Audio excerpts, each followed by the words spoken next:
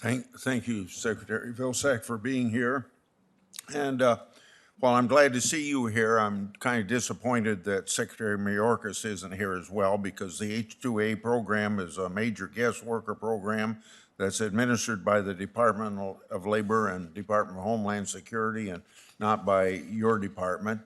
If we're going to have a hearing about H-2A, Secretary Mayorkas should also be here to answer our questions. If he was here, I'd ask him on about a June 3rd letter that he and you, Secretary Vilsack, and Interior Secretary Holland received from the American Farm Bureau Federation and all 50 state farm bureaus relating to the current border crisis and increase in immigration illegally crossing our border.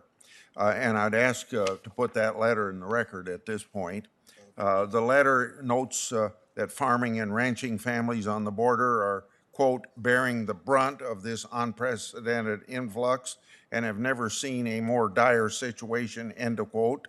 The letter went on to say that farming families have experienced damage to their crops and property, which has caused financial hardship. More importantly, the letter highlighted, quote, the security and safety of these families are at stake given the current circumstances, end of quote. The letter concluded by urging the Biden administration to, quote, recognize the crisis and take swift action.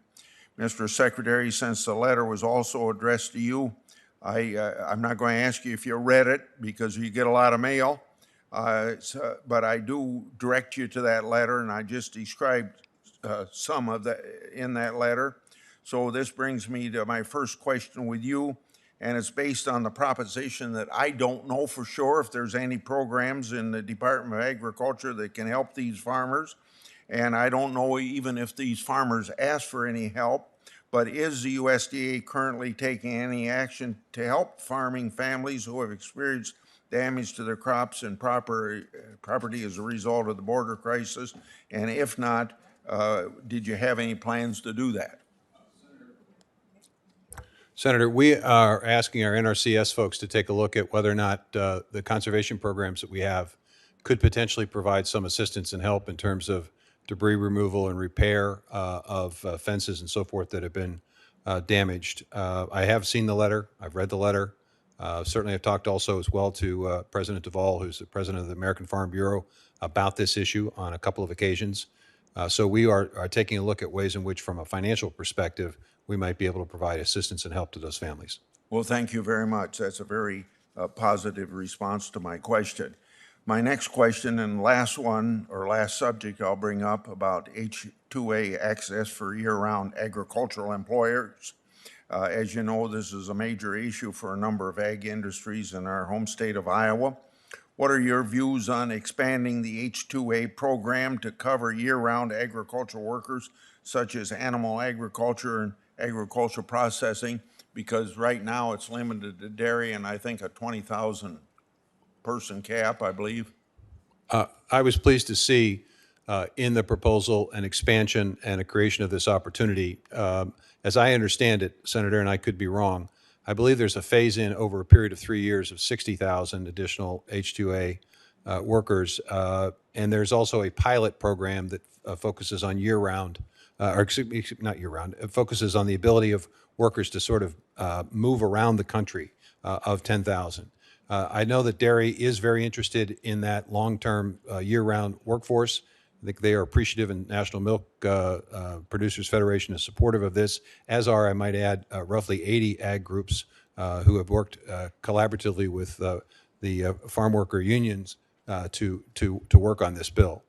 So I think there is a process. I think there's an opportunity for us to see how that staged-in increase works, and to determine at that point in time whether or not additional adjustments need to be made. So there is a process, and we're certainly appreciative of that.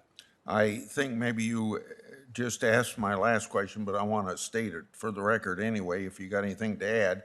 I know that you're generally supportive of this legislation, but what is your response to employers, including Iowa-based employers on our next witness panel, who have expressed concern about how the bill addresses H-2A access to year-round employees and the bill's cap on H-2A workers for year-round employers?